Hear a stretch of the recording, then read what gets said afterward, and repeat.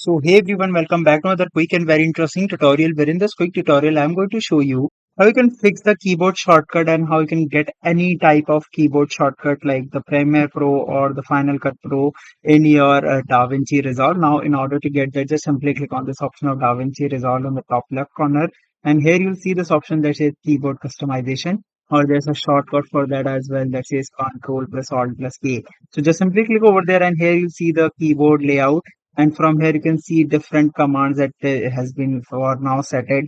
For the DaVinci Resolve, you can easily manually toggle it as per your convenience, or you can just simply use when you click on this option of DaVinci Resolve, just right next to it you'll see this option that says the Premiere Pro, Apple Final Cut Pro, or you can use any editing software keyboard layout directly in the DaVinci. So that will going to be save you a lot of time when you're shifting from any other editing software. Alright, so that's it for this tutorial. I hope this video will be helpful for you. Make sure to hit the like button and subscribe button for more such helpful and interesting tutorials. See you in the next one. Take care.